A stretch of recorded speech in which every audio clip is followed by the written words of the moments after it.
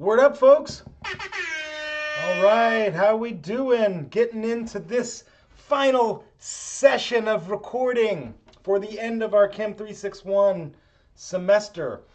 So I posted those videos for you from a previous term on the mean free path and collisions. So I've made here this document with blank space right here, so you can use this to take notes if you like for the mean free path lecture.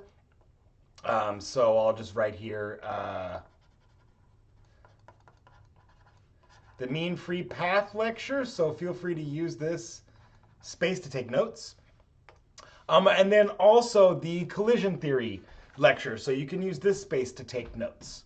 But what I would like to do is summarize both of those for you just briefly here with the completion of this exercise.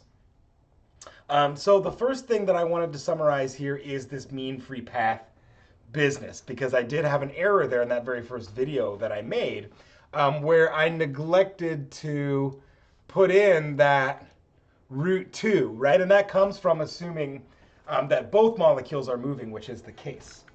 And so the mean free path is actually observed to be about 65 nanometers. So that's a little bit too thick. Observed to be around 65 nanometers. So that means on average, like the average, distance between molecules in a gas phase is about 65 nanometers or so, okay? And so we can arrive to this calculation by the following. So in this pure nitrogen environment, let's see here. So I came up with using a cross-section for nitrogen-nitrogen collision of 4.3 times 10 to the minus 19 meters squared.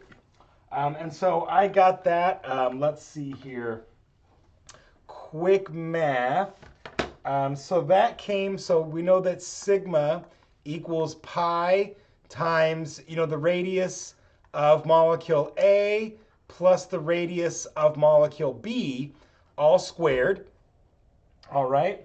And so I used this sum RA plus RB as 3.7 times 10 to the minus 10 meters. So that's right, 3.7 angstrom, all right, which I believe I got from the van der Waals radius, okay? So when you use this number for your cross-section, specifically for nitrogen, I actually get lambda here to be, my calculation came out to be 6.6 times 10 to the minus 8 meters. Not bad. That's 66 nanometers, okay? And also using a similar set of conditions, right, or the exact same condition for the cross-section, okay? And for this 100% nitrogen environment at 1 ATM, I got Z, the collisional density, to be 7.1 times 10 to the 9 hertz, which, right, remember, is 1 over seconds. Or we could say the time between collisions, that's 1 over Z, right? So I got that to be 1.4 times 10 to the minus 10 seconds. So what does all of this mean?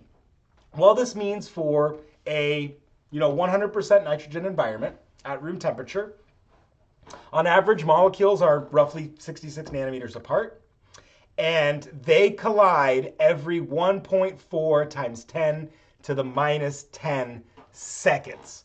So think about that. There was like 20 trillion collisions in the amount of time it took me to just say that, right? Or if you think of those collisions as a first order rate constant, 1 over seconds, that would be 7.1 gigahertz is the frequency of molecular collisions, okay? So I want to back up one slide here. I want to play with this equation just for 1 second. I'm going to show you in this collision theory lecture, which was the second video that I asked you to watch, we came up with the following situation. When we have an A plus a B, let's say, that goes on to products, okay, we came up with, we derived another way, we derived the collisional frequency using a slightly different way, okay? But the result that I came up with is very similar. So the collision frequency between ZAB ends up being sigma. Excuse me, this is the collision density. That's why I was confusing myself. Collision density, which is the collision frequency times the number density. So we know that the collision frequency is going to be sigma times C bar relative times, let's move forward through this. So we know that it's times P over KBT. And what I want you to note, take a look at this P over KBT. P divided by KBT actually will give you molecular density. So I'm going to write that up here. So we know P divided by K Boltzmann T will give you N over V. And technically, I should write that as a capital N. So recall way back from the beginning of the semester, lowercase n is moles, capital N is molecules. Okay? So now, instead of saying that times P over KBT, we know that because if it's an A plus a B, it's going to be in A, the number density of A, per volume. So I'll say that NA prime equals NA divided by V, the number of A molecules, times NB prime. Okay? And what I want to note from this was derived in the lecture, but I wanted to draw your attention to this once again. If I use for sigma, right, that's meters squared per molecule, and my relative velocity is meters per second, and then here my concentrations are molecules per meter cubed, and in this case, this A times B, right? We really know that that's going to be molecules per meter cubed squared because I have the number density of A times the number density of B. And when I go and do unit analysis on this, I end up with molecules per meter cubed per second, which is in fact a second order rate constant. Right? So technically we've used molecule per cubic meter per second, but even so, we can see now that this collisional frequency can be related to the fastest possible reaction in the absence of there being no activation energy, of course. When there is an activation energy, this collisional frequency becomes the second order rate constant. So in other words, it becomes K, which we know then we add in that steric factor because that says not all collisions maybe will be effective, times sigma, times C bar relative, okay, times, let's say, the number density prime A, number density prime B, and then when we multiply all of that by E raised to the negative EA divided by RT, this gives us our Arrhenius equation, okay? So in other words, this, what we call the pre-exponential factor or the frequency factor, right? It is like the fastest possible rate constant, okay?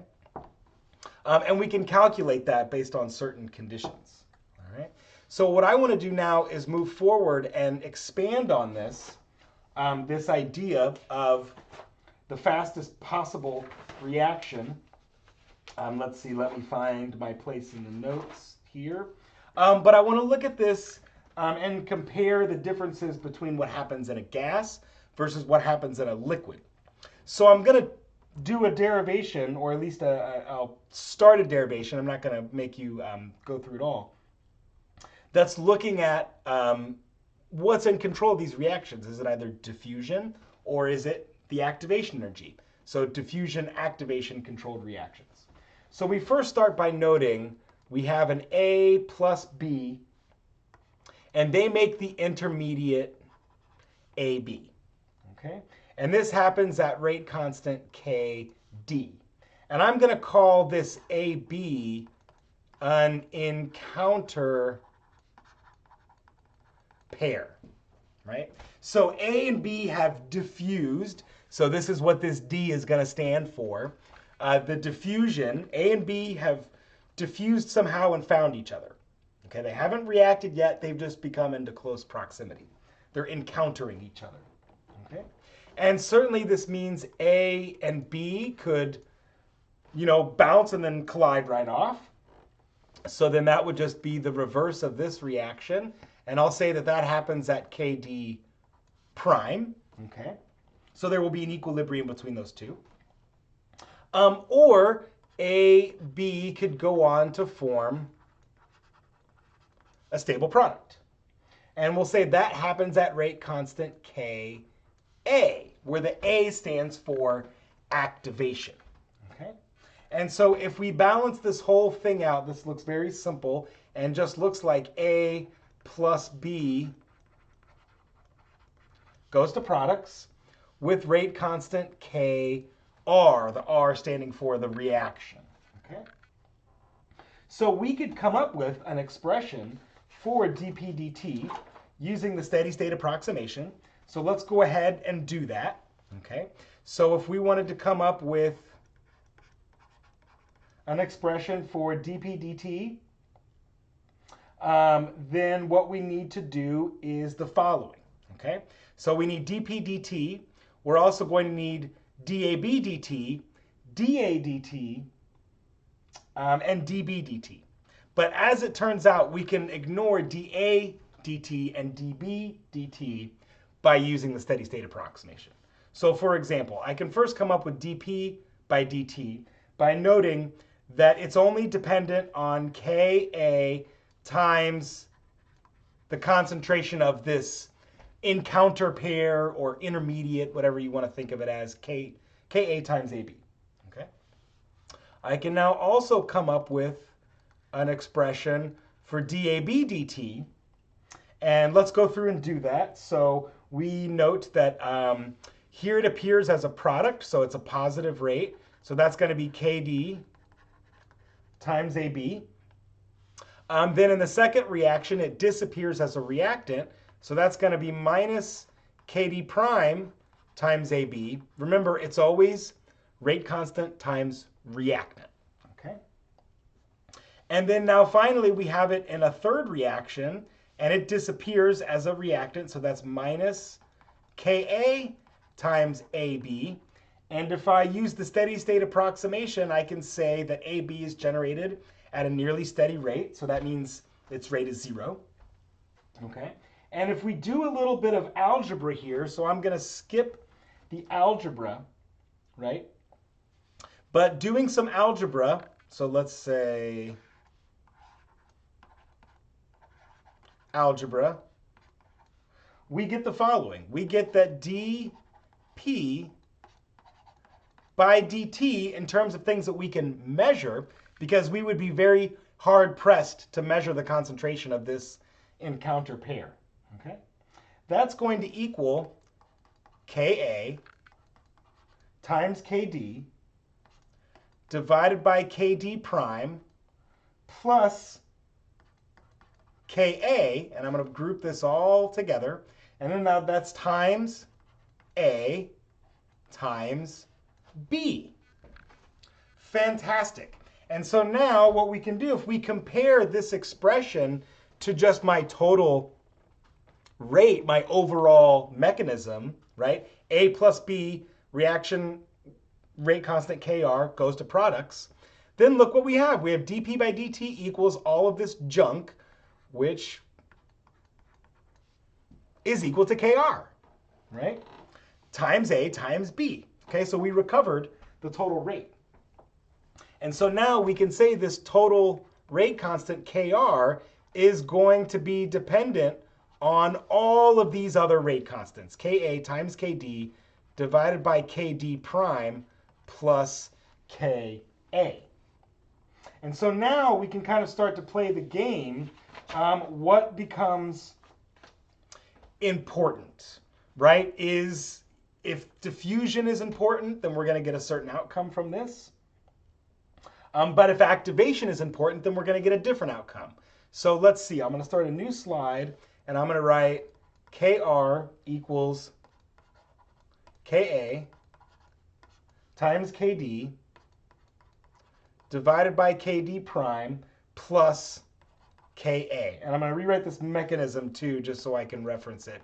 A plus B makes AB, or AB can fall apart to A plus B, or AB can go on to form products. Okay, so this one was Kd, this one was Kd prime, and this one was Ka. So now let's play the game that we like to play. So let's suppose, so if Kd prime is much, much less than Ka. Okay? So in other words, we're saying that Ka, in this case, is very fast. Much faster than the AB encounter pair falling apart. Okay? If that's the case then, right, if this Ka is much, much greater than this Kd prime, right, then what we have is the following. Then Kr will equal Ka times Kd.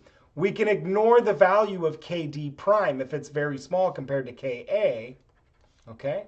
And thus the Kas and the Kas cancel. And so the observed rate constant will really only be dependent on the diffusion of A and B together to find each other, okay? So this would be a diffusion controlled reaction when this Kd prime is much, much less than Ka, okay? And so what we could go on to conclude then is that Ea is very close to being 0, okay? So if this Ka reaction is really fast, that means there's hardly any activation energy required. The reaction is literally just controlled by two random molecules diffusing and finding each other, okay? And so I'm not going to derive the Kd expression. However, I'll give you the approximate equation for it. It's 4 pi times this little r naught, I'll talk about in a minute, times d. Let's see here. Yes, times my number density. I might have to check my units on this thing really quick. Let's check the units on this. So let's see here. So this R0, okay, is the average separation of the encounter pair. Okay? So that number is going to be much different than if it's a liquid versus if it's a solid. Okay? And typically this will have units of, let's say, meters per molecule. So how much distance is there per molecule? Okay? So we all know what 4 and pi are. So this d here is the diffusion coefficient. And I'm not going to derive an expression for that. But that diffusion coefficient will have units of meters squared per second. Okay? And then so our number density right here, right, is going to be molecules. I was about to write cubic centimeter. Technically, you know, it could be molecules per cubic centimeter. Really molecules per cubic meter. Okay? So now if I just write Kd like this, okay? Na, oh, I know what I did wrong. I need Na prime times Nb to make these units work, okay? Just like we did before, Na prime times Nb prime, okay? Because now I'll have a meter per molecule times a meter squared per second times a molecule per meter cubed. And since it's the number density of A times the number density of B, that's going to be squared. And you can see what we'll get from that is going to be a meter cubed per molecule per second, which is a rate constant, okay? Fantastic, all right. So, and now, of course, if this was just a reaction, like a self-reaction of A times A, we would have then first order units in that expression, okay?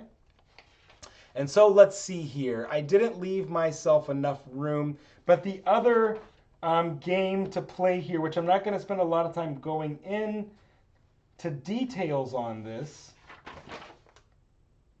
is the other case if KD prime is much, much greater than KA, then we will have what we call an activation controlled reaction, where that activation energy definitely matters, okay?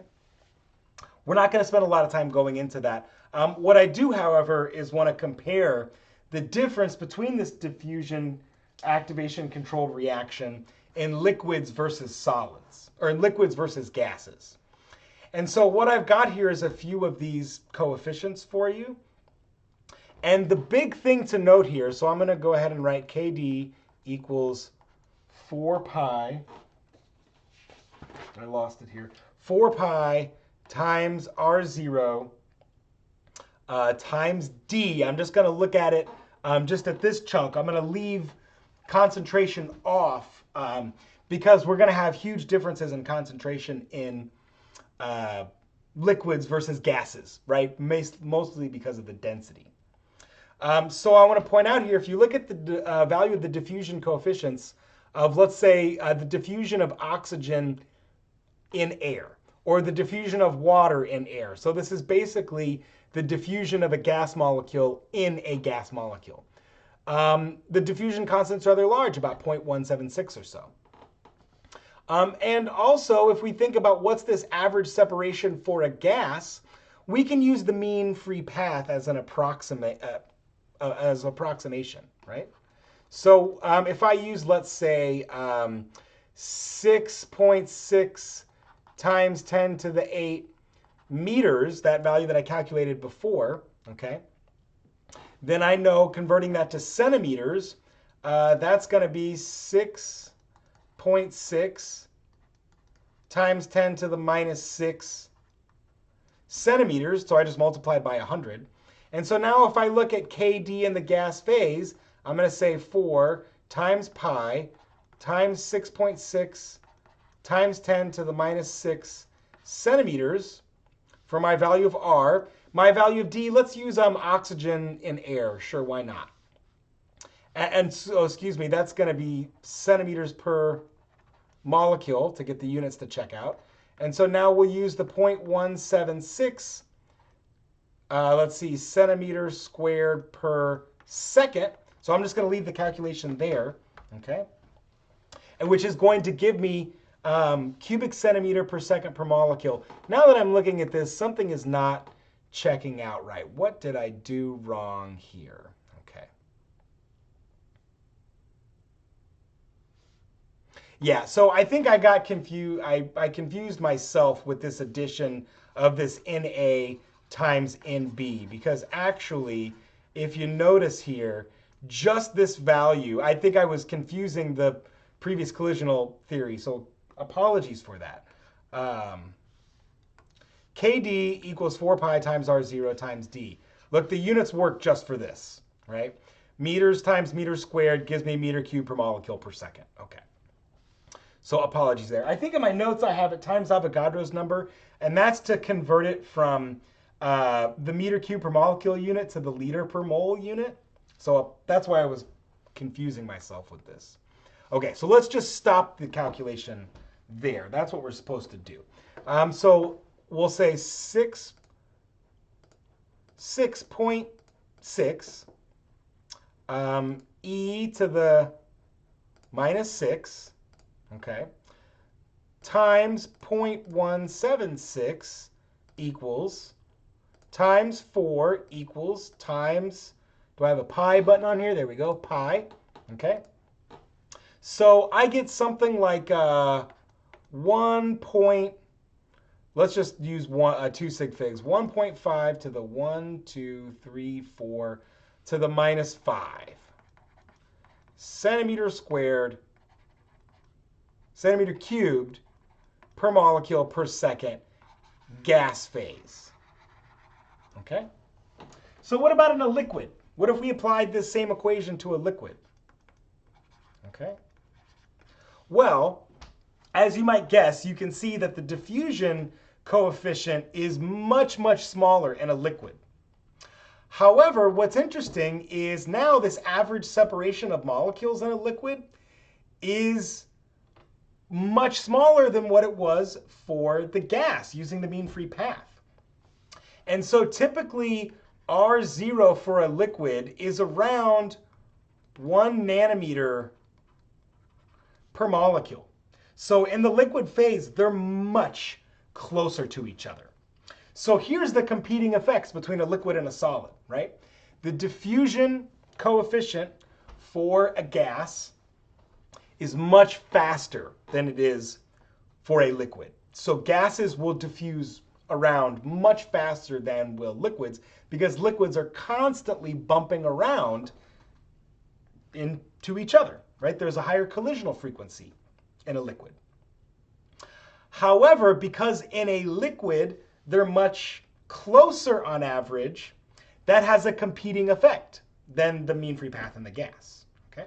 So if we do a rough calculation of KD for a liquid, you know, it's going to be something like 4 pi times, I'll use 1 nanometer, just approximate, which is the same as 1 times 10 to the minus 7 centimeters per molecule. So we're entering this part of CHEM that we call hand-wavy, back-of-the-envelope calculations, right? Just kind of estimating things. And let's do, let's do the air and water. So the diffusion of an air molecule in a water molecule, okay? And that would be a dissolved air molecule. That's what that DIS means. So that's, let's say, 2 times 10 to the minus 5th centimeter squared per second. Okay? So now if I do this calculation right here, 1e7 negative, okay? So let's see, times 2e5 negative equals, and then times 4, and then times pi, you can see much different than the diffusion for a gas phase. Okay? So 2.5 times 10 to the minus 11 centimeter cubed per molecule per second. All right?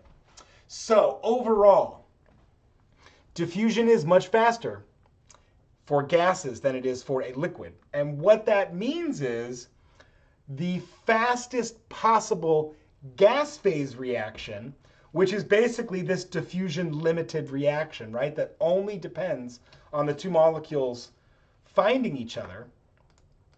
It is incredibly faster than is in a liquid. And that's because in a liquid, there's lots of solvent molecules in a way, right? This diffusion coefficient really is the kicker for the difference between a diffusion-controlled reaction in a liquid versus in a solid. Now, as soon as we put in activation energies, as soon as we start, adding that stuff in, then there can now be some real differences. Because as it turns out, activation energy in a liquid is often much lower than for a gas phase reaction. And that's because there's a solvent cage effect. So I'm going to write that down, solvent cage effect. So in other words, solvent molecules in a liquid can help that encounter pair remain together, okay? Or it could even act as a catalyst, which is going to be the subject of the next talk, okay? And that catalyst effect can promote A and B finding the sweet spot, okay, which will make them react faster. In a gas, you don't have this solvent cage effect. So the steric factor, which we didn't have anything at all in this calculation, the steric factor can play a huge role in that two gas molecules can collide and just go flying right off, and they're not stabilized by the presence of this solvent. Okay, so that's kind of where what we call this reaction dynamics, right? Because each reaction in itself is dynamic. Each reaction needs due consideration of what's going on, how fast can it be, how fast do we expect it to be, and how fast we observe it to be, okay? So let's see here. I think the next subject is going to be talking about catalysis. We would spend a lot more time in this class talking about catalysts, but we run out of time. So I'm just going to have one more short video on catalysis. And I think I'm even going to give you a short little plug on my own research centered around catalysis and heterogeneous chemistry. Okay, folks, thanks for watching. I'll see you later.